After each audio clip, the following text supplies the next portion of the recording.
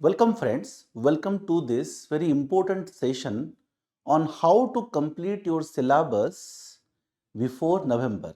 And this session is for the civil engineering students who are aspiring to give GATE 2026.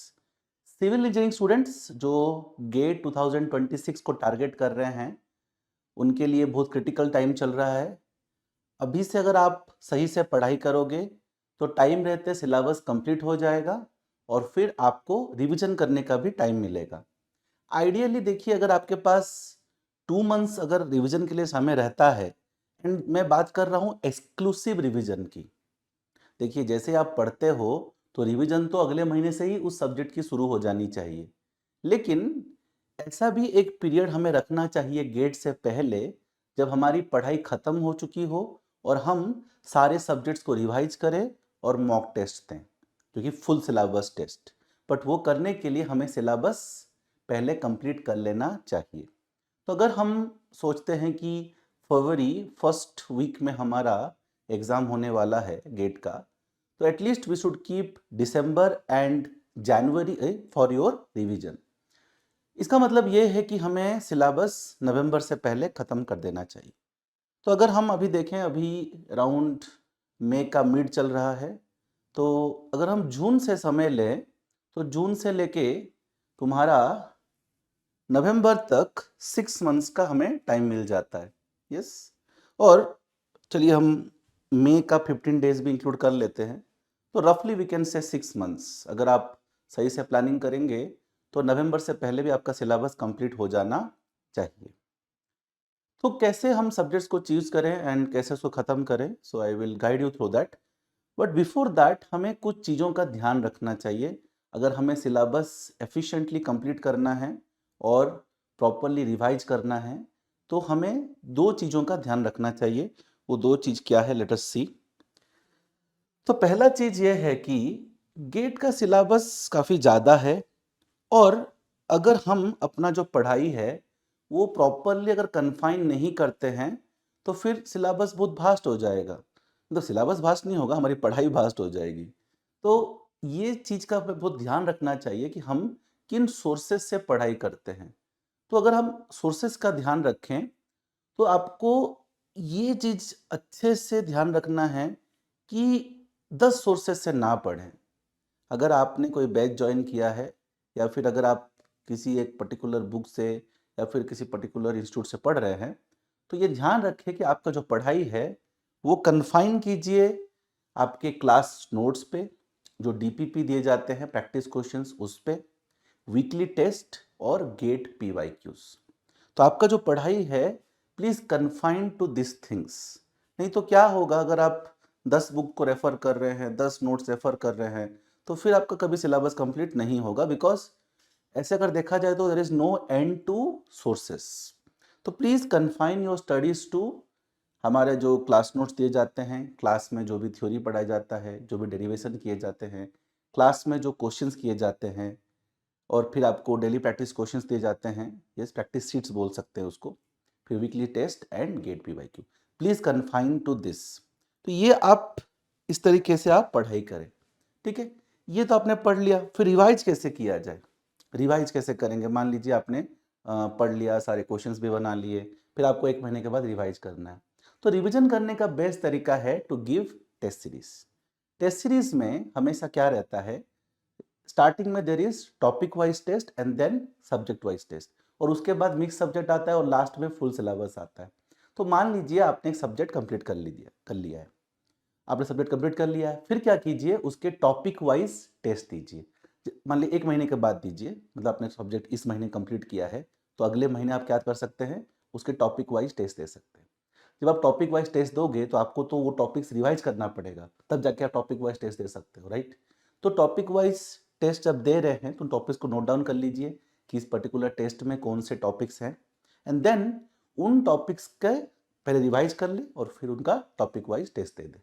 और जब आपके सारे topics complete हो जाए किसी एक सब्जेक्ट के, देन आप सब्जेक्ट वाइज टेस्ट दे सकते हैं। तो वही चीज़ यहाँ पे लिखा हुआ है, देखिए कि give topic wise tests and subject wise test from test series after completion and one round of revision of subject। मतलब एक राउंड तो आपको रिवीजन करने के बाद ही ऑब्वियसली आप टेस्ट दे सकते हैं। तो ये बहुत इंपॉर्टेंट है कि आपका जो पढ़ाई है please limit to this things. आपका जो पढ़ाई है आप लिमिट टू दिस थिंग्स। अगर आप इन्हीं चीज़ों को अच्छे से करेंगे और बार बार करेंगे तो definitely you will get good success in the GATE exam. तो पहले फिर से मैं रिपीट करता हूँ फाइनली कि आप पढ़ाई जब कर रहे हैं confined to class notes, DPP, weekly test, GATE previous questions, and then जब आप रिवाइज कर रहे हैं, रिवाइज करते टाइम देख लें कि आपके टॉपिक वाइज टेस्ट कौन से हैं, तो उन टॉपिक्स को रिवाइज करके टॉपिक वाइज टेस्ट दे दें और उसके बाद आप सब्जेक्ट वाइज टेस्ट दे दें। ठीक है, अब आते हैं सब्जेक्ट ऑर्डर पे। सब्जेक्ट हम कैसे डिसाइड करें और पहले कौन सा कंप्लीट करें, बाद में कौन सा कंप्लीट करें। ठीक है, तो देखिए अगर आपने कोई बैच ज्वाइन किया है तो बैच में एक शेड्यूल फॉलो हो रहा होगा। तो अगर आपको बहुत कन्फ्यूजन है कि सर मैं क्या करूँ क्या नहीं, ठीक है, तो आप बैच को फॉलो कर सकते हैं। अगर आप बैच के शेड्यूल को फॉलो करते हैं तो वैसे भी आपका सिलेबस नवंबर से पहले कंप्लीट हो जाएगा इन द बैच। बट मान लीजिए कि आपको लगता है नहीं नहीं मैं अपना एक बना के चलना चाहता हूँ एंड मैं शायद खजाना से पढ़ना चाहता हूँ, मेरे पास रिकॉर्डेड लेक्चर्स हैं तो मैं रिकॉर्ड लेक्चर से पढ़ना चाहता हूँ। ठीक है, या फिर मैंने पढ़ लिया है, मैं अच्छे से नहीं पढ़ा था तो मैं शायद उसको रिवाइज करना चाहता हूँ, तो रिवीजन के लिए भी आप इस ऑर्डर को फॉलो कर सकते हैं। यस, तो देखिए अगर हम गेट एग्जाम देखेंगे तो हमारा एक मेजर चंक ऑफ मार्क्स आता है किन सब्जेक्ट से? Mathematics, general aptitude, geotechnical, environmental and transportation. तो ट्रांसपोर्टेशन से around will get 8 marks, environment से अराउंड 10-12 मार्क्स एंड जियोटेक से अराउंड 13-15 मार्क्स। मैथमेटिक्स से you will get 13 marks and aptitude से 15 marks. So if we take the minimum also, so mathematics 15, general aptitude 13, or let us take 12, mathematics 13, let us take 12 also. So 15 plus your 12 is 27 and transportation is 8 marks, so 35, and then geotech 15 marks 50 and environment 10 marks 60। तो आपका 60 marks किन subject से आ रहा है? 60 marks आ रहा है engineering mathematics, aptitude, aptitude सब कुछ आता है, मतलब आपका quantitative aptitude and then verbal everything, and then we are talking about transportation, environment and then geotech.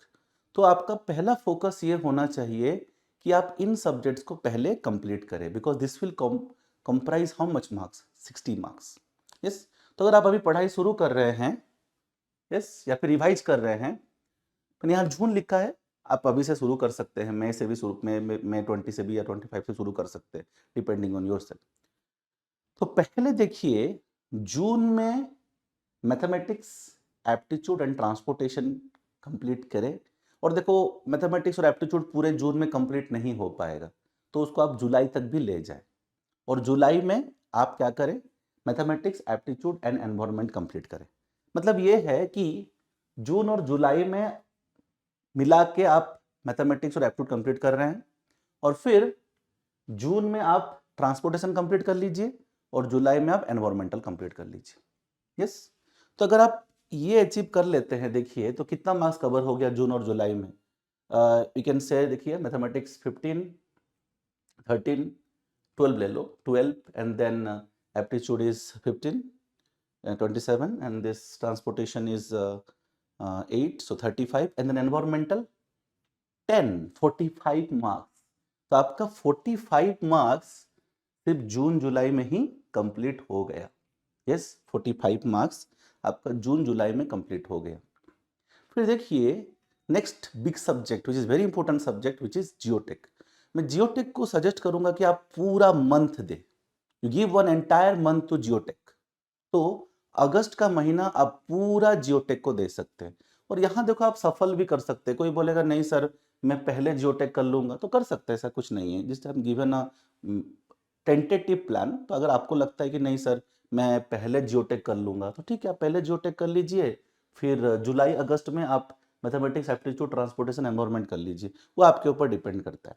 ठीक है, देखिए प्लान थोड़ा आप अपने हिसाब से चेंज कर सकते हैं। मैं आपको प्लानिंग का एक प्रिंसिपल बता रहा हूँ कि ओवरऑल प्लान कैसा होना चाहिए, फिर आप अपने हिसाब से भी कर सकते हैं। कोई बोलेगा नहीं सर मेरा ट्रांसपोर्टेशन हो गया है, मेरा एनवायरनमेंट मुझे आता है सर, मेरा जियोटेक बचा हुआ है तो मैं पहले जियोटेक कर सकते हैं, फिर इन दोनों को आप नीचे ला सकते हैं। कोई बोलेगा नहीं सर मेरा एनवायरमेंट हो गया है, जियोटेक हो गया है, तो फिर ठीक है ट्रांसपोर्टेशन कर लीजिए। यस, तो इस तरीके से आप अपना चेंजेस कर सकते हैं। बट मोर और लेस अगर मैं बोलूं कि अगस्त तक आपका फोकस होना चाहिए कि आप ये सारे सब्जेक्ट्स कंप्लीट कर लीजिए। एंड जियोटेक को I will tell that please give 1 entire month, अच्छे से उसको पढ़ना है। यस, 15 मार्क्स आता है तो अच्छे से पढ़ना है, बहुत सारे क्वेश्चंस करने हैं। So don't keep maths aptitude with it. वो पहले ही कंप्लीट कर लिया तो अच्छा है, या फिर पहले जियोटेक करके बाद में कंप्लीट किया तब भी अच्छा है। यहाँ पे देखिए मैं आपको बताऊंगा कि हमारे 2 सब्जेक्ट्स हैं, या फिर मैं बोल सकता हूँ 3 सब्जेक्ट है, बट चलो दो ही पकड़ सकते हैं। Engineering mechanics and strength of materials almost merging कर सकते हैं, और इंजीनियरिंग मैकेनिक्स से क्वेश्चंस भी कम आते हैं हमारे गेट में। तो strength of material, engineering mechanics and structure analysis, ये 3 जो सब्जेक्ट हैं, इनमें देखिए it is very method based and very formula based. अगर आप मेथड्स को समझते हैं, क्वेश्चंस प्रैक्टिस करते हैं, just like mathematics, it's very much like mathematics. Your engineering mechanics, strength of materials and structure analysis क्या है, it is very much like mathematics. तो अगर ये वेरी मच लाइक मैथमेटिक्स है तो क्या करना चाहिए, मेरा सजेशन ये है कि ये जो हमारा 3 मंथ्स है ना, यस, ये तो आप कंप्लीट कर ही रहे हो, ये तो आप टारगेट करके कंप्लीट कर ही रहे हो। इसके साथ पैरेलली आप स्ट्रेंथ ऑफ मटेरियल्स प्लस आपका स्ट्रक्चर एनालिसिस में स्ट्रक्चर्स लिख रहा हूं, और प्लस इंजीनियरिंग मैकेनिक्स भी आप कंप्लीट कर लीजिए। और is very much possible because आप यहाँ पे 3 मंथ का मार्जिन लेके चल रहे हो, तो आपके ऊपर प्रेशर नहीं होगा कि आपको इसी महीने कंप्लीट करना है। एक एक चैप्टर आप कंप्लीट करते जाइए, उसके क्वेश्चंस करते जाइए। And as I told, I can very well tell that कि हमारा जो गेट का एग्जाम में जो भी क्वेश्चंस आएगा, it will B numericals in from structures, engineering mechanics, strength of materials.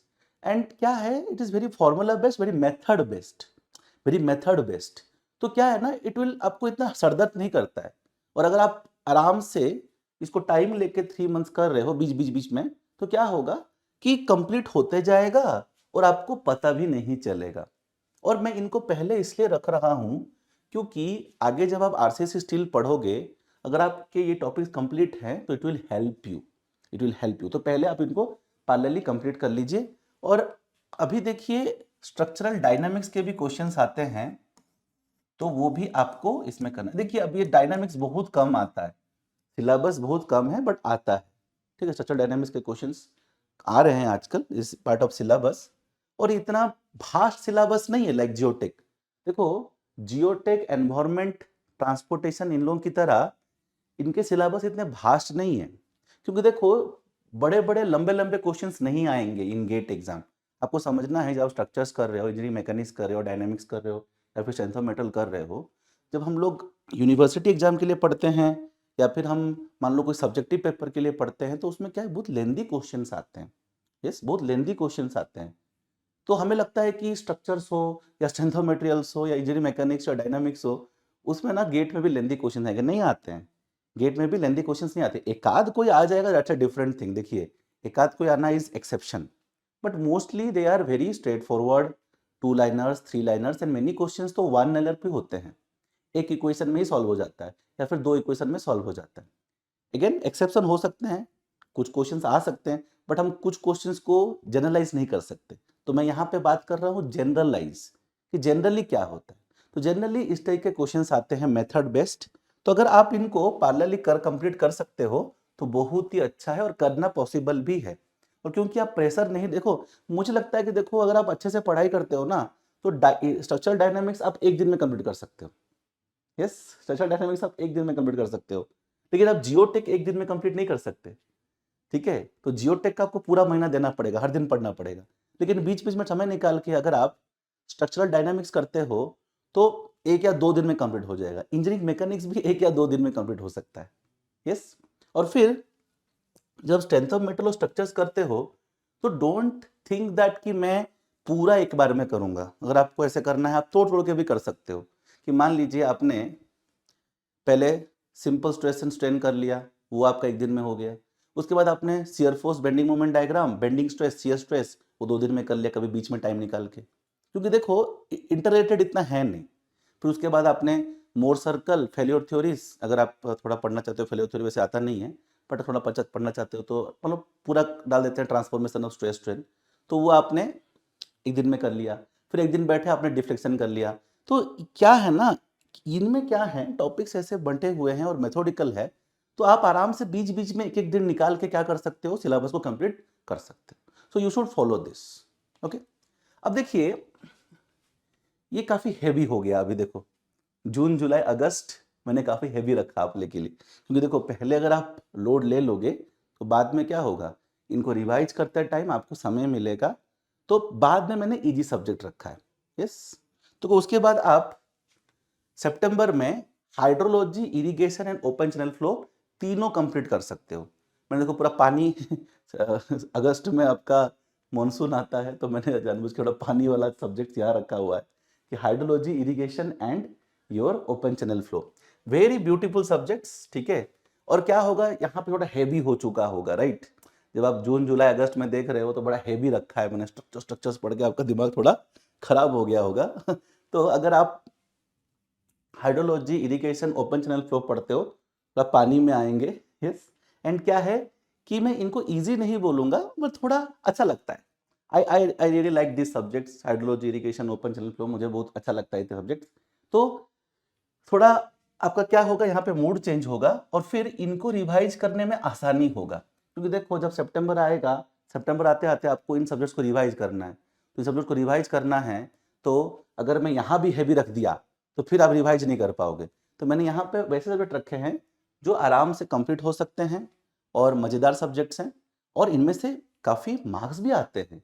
देखिए हाइड्रोलॉजी, इरिगेशन से ऑलमोस्ट आपका 7-8 मार्क्स आ जाता है, इस बार भी काफ़ी मार्क्स आया था, और ओपन चैनल फ्लो से भी 3 to 4 मार्क्स आ जाता है। तो अगर मैं इन तीनों सब्जेक्ट्स को देखूंगा तो मिनिमम 12 मार्क्स आ जाएगा। यस, तो अगर हम यहाँ पे, मैं खाली साइड में टेंटेटिव मार्क्स लिख देता हूँ। यस, मैं टेंटेटिव मार्क्स लिख देता हूँ। देखो जियोटेक से आपका 15 मार्क्स के आसपास आ जाएगा। ठीक है, मैं ये मैथमेटिक्स, एप्टीट्यूड, ट्रांसपोर्टेशन, एनवायरनमेंट, ये सब मिला के यहाँ लिख देता हूँ, ये आपका अराउंड 45 मार्क्स आ जाएगा। देखो यहाँ से 60 मार्क्स हो चुका है। Yes, strength of material, structures, engineering mechanics और डायनामिक्स, ये सब मिला के आपका अराउंड 10 मार्क्स आ जाएगा। देखो this is all average marks, हो सकता है कि 12-13 मार्क्स भी आ सकता है, हो सकता है कि 7-8 मार्क्स भी आ सकता है। This are all average marks, ये अराउंड इस मार्क्स आता है। ठीक है, तो आप देख सकते हो ऑलमोस्ट आपका 70 मार्क्स यहीं पे हो चुका है, राइट। ऑलमोस्ट आपका 70 मार्क्स यहीं पे हो चुका है। मैंने क्या बताया, hydrology, irrigation, open channel flow, almost आपका यहाँ से 12 मार्क्स तो मिनिमम आएगा ही आएगा। यस, यहाँ से 4 मार्क्स, इनमें से एक में से किसी में 4 मार्क्स दे देते हैं। यस, और दूसरे में आपका नहीं, इसमें दोनों में से किसका 6 मार्क्स दे देते हैं, फिर 2 मार्क्स दे देते हैं, तो मिनिमम 12 आएगा। ज़्यादा भी आ सकता है, कभी कभी अराउंड 15 भी आ सकता है, और कभी कभी 10 मार्क्स भी आ सकता है। तो देखिए अगर आप ये फॉलो कर रहे हैं, देखिए ऑलमोस्ट आपका 82 मार्क्स सितंबर तक ही कंप्लीट हो गया है, और फिर आप यहाँ से रिविजन कर सकते हैं। अब देखिए क्योंकि मैंने सितंबर थोड़ा आपके लिए लाइट रखा है, ये लाइट ही है। देखिए ओपन चैनल फ्लो आप 3-4 दिन में भी कंप्लीट कर सकते हैं, इरिगेशन भी आप 3-4 दिन में कंप्लीट कर सकते हैं, हाइड्रोलॉजी भी आप 5 दिन में कंप्लीट कर सकते हैं। यस, अगर आप पूरा टाइम पढ़ रहे हैं तो देखिए ये तीनों चीज आप 15 दिन में कंप्लीट कर सकते हैं।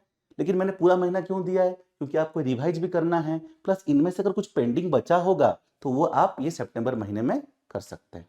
ठीक है, अब यहाँ है लाइट हुआ है थोड़ा, फिर आपको फिर हैवी करना पड़ेगा, और वो हैवी सब्जेक्ट्स हैं क्या, आपके आरसीसी और स्टील स्ट्रक्चर्स। तो मैंने जानबूझ के आरसीसी स्टील को यहाँ नहीं रखा है, मैंने गैप दिया है, ताकि क्या हो कि यहाँ बीच में आपको थोड़ा ब्रीदिंग स्पेस मिले। यस, थोड़ा ब्रीदिंग स्पेस मिले। ऑलरेडी आप structure, strength of materials, geotech ये सब करके मैथमेटिक्स हैवी हो गया है, तो थोड़ा मैंने यहाँ पे ब्रीदिंग स्पेस दिया है आपको कि ये थोड़ा आपका लाइट है। यस, ये आपका थोड़ा लाइट है, and then you can focus on the RCC steel.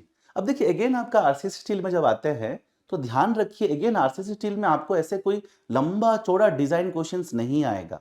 तो जब आप पढ़ रहे हो तो कुछ चीजों का ध्यान रखिए कि देखो पढ़ना तो सब कुछ है, मैं नहीं बोल रहा पढ़ना छोड़ना कुछ नहीं है, पढ़ना सब कुछ है, बट आपको पता होना चाहिए कि पहले कौन से टॉपिक्स हम ध्यान दीजिए।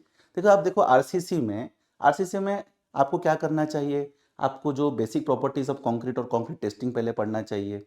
यस, उसके बाद spend some time on limit state of flexure, जिसमें आप सिंगली रिइंफोर्स्ड बीम्स पे ज़्यादा ध्यान दीजिए। बाकी आप फ्लैंज्ड बीम्स और डबल रिइंफोर्स तो पढ़ना ही है, बट सिंगली रिइंफोर्स में ध्यान देना है। शियर इन्फोर्समेंट में ध्यान देना है, डेवलपमेंट लेंथ पे ध्यान देना है, स्लैब्स के बेसिक डिजाइन पे ध्यान देना है। उसके बाद आपका प्री स्ट्रेस कंक्रीट पे ध्यान देना है। और यहाँ पे जब भी आप पढ़ रहे हो, देखो आपको ज्यादातर एनालिसिस के क्वेश्चंस करने हैं, आपको डिजाइन लंबे चौड़े क्वेश्चंस नहीं आएंगे। तो जब आप आरसीसी पढ़ रहे हो तो एक बार आप प्रीवियस ईयर क्वेश्चंस देखिए, क्लास नोट्स देखिए, डीपीपी क्वेश्चंस देखिए, एंड ये ध्यान रखिए कि जो हम बुक्स में देखते हैं आरसीसी का लंबे चौड़े होते हैं, वो हमारे गेट में इतने लंबे लंबे क्वेश्चंस नहीं आते हैं। यस, तो आपका पढ़ाई भी वैसा होना चाहिए।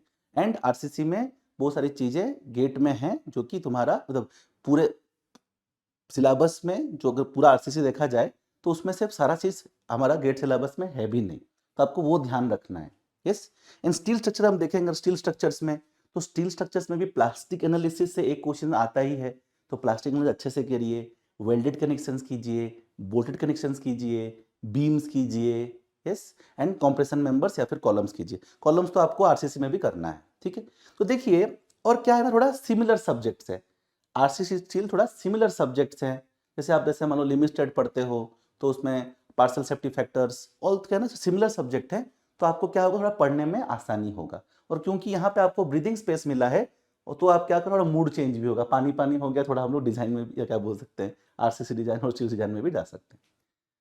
तो इन दोनों में से I can expect around, I can से योर 8 मार्क्स। ज़्यादा भी आ सकता है, ज़्यादा भी आ सकता है, या फिर चलो मैं 10 10 ले लेता हूँ, ठीक है ना। I can expect around 10 marks. और ये देखो, ये सब टेंटेटिव है, मतलब तो कम भी हो सकता है कि सिर्फ हमारा मतलब हो सकता है कि सिर्फ 6 नंबर भी आए। अब देखो, लास्ट हम सोचते थे कि स्टील स्ट्रक्चर से 3 मार्क आता है, लास्ट टाइम एक पेपर में 5 मार्क आ गया। यस, तो ये क्या है ना, वेरी करता है, तो मैंने एक यहाँ पे एवरेज मार्क्स लिखा है। अब ये सब जब आप कंप्लीट हो चुका है, ठीक है, तो फिर से आपको ब्रीदिंग स्पेस चाहिए, तो मैंने लास्ट में क्या रखा आपके लिए, surveying, CPM and building material. Yes, again आपका बिल्डिंग मटेरियल में आपको ध्यान देना है कि बिल्डिंग मटेरियल में सब कुछ नहीं आता है गेट में। बिल्डिंग मटेरियल में what is there is cement and concrete, बहुत सारी चीजें नहीं है। जैसे हम पढ़ेंगे टिम्बर या ब्रिक्स या फिर मैसनरी, वो सब नहीं आता, ब्रिक मैसनरी या फिर stone masonry, yes, glass and paints and all those things are not there in your GATE syllabus. तो यहाँ पे आप बिल्डिंग मटेरियल कैसा है कि आप cement and concrete, types of cement, cement composition, concrete composition, test of cement and concrete, types of cement and concrete, ये सब क्या आप 2 दिन में कंप्लीट कर सकते हैं। अगर आप 2 दिन अच्छे से बैठेंगे और प्रॉपरली आप लेक्चर नोट अटेंड करते हैं पीडब्ल्यू से, तो आप आराम से ये लेक्चर्स कंप्लीट कर सकते हैं। Even same with your construction planning management, जिसमें कि आपका देखिए, अगर हम सिलेबस देखेंगे गेट सिलेबस, तो mostly questions are from PERT and critical path method and engineering economic भी आजकल आ रहा है। तो आप अगर ये क्या है ना, ये भी आप देखो 3 या 4 दिन में कंप्लीट कर सकते हो। तो network diagram and then critical path method, then PERT analysis and some crashing and then your I can say economy, eng economy, वो भी आप देखो 3-4 दिन में कंप्लीट कर सकते हो। And surveying is a very beautiful subject, very beautiful subject. और क्या है देखिए, जब आपका यहाँ दिमाग खराब हो गया होगा आरसीसी स्टील में, तब सर्वेइंग में आओगे तो क्या होगा, थोड़ा आपको अच्छा लगेगा, फील गुड होगा। सर्वेइंग बड़ा ब्यूटीफुल सब्जेक्ट है। इसमें भी आपको देखो, सर्वेइंग में मेजॉरिटी ध्यान किस पे देना है, लेबलिंग पे देना है, कंपास ट्रैवर्सिंग पर देना है, कंपास सर्वेइंग एंड ट्रैवर्सिंग पे देना है, फोटोग्रामेट्री में देना है। क्वेश्चन ज़्यादा उसी से आते हैं, ठीक है। तो देखिए, यहाँ पे मैंने इस तरीके से प्लान बनाया है, एंड आई कैन एक्सपेक्ट कि ये सारा सब्जेक्ट मिला के आपका अराउंड 8 मार्क्स आएगा। तो देखिए, अगर हम जोड़ेंगे, देखिए 12 + 8 20 30 40 एंड देन 60, 100 मार्क्स, राइट। तो देखो ऑलमोस्ट ये 100 मार्क्स हो गया। तो अगर आप ये पैटर्न फॉलो करते हो, if you are trying to follow this I can say order, then it will be very easy. अब अगेन जैसे मैंने बताया कि आप ये जो ऑर्डर है अपने हिसाब से भी चेंज कर सकते हो। यस ऐसा नहीं कि ऐसा ही फॉलो करना है। मैंने एक टेंटेटिव प्लान दिया है। कोई बोलेगा नहीं सर, मैं ना सोम, स्ट्रक्चर्स, मैकेनिक्स, डायनामिक्स, ये सब पूरे में कंप्लीट करूंगा। यस, ये पूरे में कंप्लीट करूंगा, तो कर सकता है। वो यहाँ 3 महीने की जगह पे पूरा 6 महीना लगा के थोड़ा थोड़ा थोड़ा पढ़ के भी कर सकता है। यस। और कोई बोलेगा नहीं सर मेरे को लगता है कि मैं पहले सर्वेइंग कर लूंगा, हाइड्रोलॉजी यहाँ कर लूंगा। हाँ ठीक है, कर लो, तुम्हारी मर्जी। कोई बोलेगा नहीं सर मैं ना आरसीसी चिल को यहाँ करूंगा, ठीक है, तुम्हारी मर्जी। लेकिन मेरा ये ने जो बताया है प्रिंसिपल इसलिए रखा है, देखो मैंने देखो यहाँ पे थोड़े हैवी सब्जेक्ट्स रखे हैं और यहाँ थोड़े मजेदार और यहाँ थोड़े मजेदार सब्जेक्ट रखे हैं। यस, ताकि क्या हो, थोड़ा आपको ब्रीदिंग स्पेस मिले। और क्या है, सब्जेक्ट का नेचर चेंज होने से भी क्या होता है, पढ़ने का मन करता है। अगर आप सेम टाइप का सब्जेक्ट पढ़ रहे हो, मतलब हम लोग स्ट्रक्चर्स पढ़ रहे हो, उसके बाद फिर आरसी स्टील पढ़ रहे हो, थोड़ा माइंड क्या है उब जाता है। तो अगर आप नेचर ऑफ सब्जेक्ट चेंज करते हो तो क्या होता है, आपको हेल्प होता है। यहाँ पे हम एक सब्जेक्ट लिखना भूल गए हैं, वो है हमारा फ्लूइड मैकेनिक्स। तो फ्लूइड मैकेनिक्स आप क्या कर सकते हैं, देखिए जो सितंबर अक्टूबर नवंबर का टाइम है, इसके पैरेलल में आप ये फ्लूइड मैकेनिक्स कर सकते हैं। थोड़ा करके आप लोग 3 महीने में टारगेट करके फ्लूइड मैकेनिक्स कर सकते हैं। देखिए फ्लूइड मैकेनिक्स से हमारा ज़्यादा क्वेश्चंस आता नहीं है गेट में। If you see civil, for civil engineering fluid mechanics ज़्यादा क्वेश्चंस आता नहीं है। You can expect 2 to 3 marks in your fluid mechanics, क्योंकि देखो फ्लूइड मैकेनिक्स का पार्ट है ओपन चैनल फ्लो, उससे ही 4 नंबर आ जाता है। तो फ्लूइड मैकेनिक्स चलो 4 नंबर भी पकड़ लेंगे, तो कोई बोलेगा सर 4 नंबर तो फिर 104 हो गया। तो वो तो ऐसा है कि मैंने यहाँ पे ऐसा किया हुआ है, तो हम इसको थोड़ा कम भी कर सकते हैं ना। ठीक है, चलो कम कर देते हैं, इसको 1 नंबर कम कर देते हैं, इसको 1 नंबर कम कर देते हैं, ठीक है, इसको भी 1 नंबर कम कर देते हैं, ठीक है, इसको भी 1 नंबर कम कर देते हैं, तो फिर ये आ जाएगा। यस, तो फ्लूइड मैकेनिक्स से चलो हम ले लेते हैं 3 मार्क्स। Yes, 3 marks. तो आरसी से चलो 9 मार्क्स ले लेते हैं, यहाँ से जोटेक चलो 14 मार्क्स कर लेते हैं। यहाँ 1 नंबर काटा मैंने, यहाँ 1 नंबर काटा, यहाँ से भी 1 नंबर काट लेते हैं, 11 नंबर। ठीक है, अब देखो बन जाएगा 100 मार्क्स। तो देखो 59, 70, 80, 92 एंड 8, 100। ठीक है ठीक है, तो फ्लूइड मैकेनिक्स क्या कर सकते हैं, देखिए आप इन तीनों के पैरेलल में इसको कंप्लीट कर सकते हैं। और देखो फ्लूइड मैकेनिक्स भी क्या है, पार्ट्स में आता है। फ्लूइड मैकेनिक्स में फ्लूइड स्टैटिक्स होता है, फ्लूइड काइनेमेटिक्स होता है, एंड देन फ्लूइड डायनामिक्स होता है। तो और थोड़ा हमारा जो fluid model and Reynolds model, मतलब मॉडल डायमेंशनिंग वो होता है। ठीक है, तो देखिए आप ऐसा कर सकते हैं कि आपने सितंबर में फ्लूइड स्टैटिक्स कर लिया, यस, फिर आपने अक्टूबर में फ्लूइड काइनेमेटिक्स कर लिया। और देखिए फ्लूइड काइनेमेटिक्स ऐसा है कि आप ना 1-2 दिन में कर सकते हैं। फ्लूइड काइनेमेटिक्स ऐसा है कि आप 2-3 दिन में बैठ के कर सकते हैं। ठीक है, तो बीच में कभी टाइम निकाल के आपने 2-3 दिन में उसको कंप्लीट कर लिया। फ्लूइड स्टैटिक्स आपने देखा आराम से, आप उसको थोड़ा टाइम लगता है, फ्लूइड स्टैटिक्स में काफ़ी पोर्शंस हैं, तो आप 4-5 डेज भी लगा के इसको कंप्लीट कर सकते हैं। फिर फ्लूइड डायनामिक्स जिसमें कि हमारा Bernoulli's theory and other thing आता है, यस, तो फिर वो भी आप देखिए 4-5 दिन लेके कभी कंप्लीट कर सकते हैं। और मॉडल डायमेंशनिंग तो आप 1 दिन में भी कंप्लीट कर सकते हैं। और कुछ कुछ छोटे छोटे टॉपिक्स हैं, जैसे तुम्हारा boundary layer theory, dragon lift, वो भी सब 1-1 दिन में आप कंप्लीट कर सकते हैं। तो क्या कीजिए, थोड़ा सब्जेक्ट को तोड़िए। अगर आपको कोई हेवी सब्जेक्ट दिख रहा है, देखिए मैंने ऐसा क्यों डाला है, देखो इनको यहाँ पे क्यों डाला है, क्योंकि ये हेवी सब्जेक्ट्स हैं और नंबर कम आता है। देखो यहाँ पे देखो 3 सब्जेक्ट्स में 10 नंबर आ रहा है, यहाँ पे देखो इतना बड़ा सब्जेक्ट है 3 नंबर आ रहा है, जबकि आप ओपन चैनल फ्लो देखोगे 2-3 चैप्टर में आपका 4 नंबर आ रहा है। यस, सर्विंग देखोगे उसमें आपका 5 नंबर आ रहा है। तो ये सब क्या है कि मार्क फेचिंग है, they are mark fetching subject. अब जियोटेक भी बहुत हैवी है लेकिन मार्क्स भी ज्यादा आ रहा है, एनवायरमेंट से 10 नंबर आ रहा है, यहाँ से 8 नंबर आ रहा है, तो they are all mark fetching subjects. और ये सब क्या है, सिलेबस ज्यादा है और मार्क्स कम आता है, तो क्या करना है, इसको तोड़ के कंप्लीट करना बेटर होगा। So break it and complete it.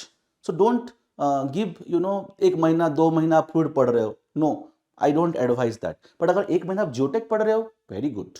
1 महीना आप एनवायरमेंट पढ़ रहे हो, वेरी गुड, क्योंकि मार्क्स भी उतना आता है। तो ज़्यादा मार्क्स ज़्यादा टाइम। और फ्लूइड मैकेनिक्स से सब्जेक्ट हैं, स्ट्रेंथ ऑफ मटेरियल है, स्ट्रक्चर्स हैं, ये सब क्या है, आप उसको तोड़ दो एंड देन बीच बीच में समय निकाल के उसको कंप्लीट कर दो। Yes, so I think I have given you a very nice plan to complete your syllabus before your November. जैसे कि मैंने कहा कि इसमें आप चेंजेस कर सकते हो अपने हिसाब से।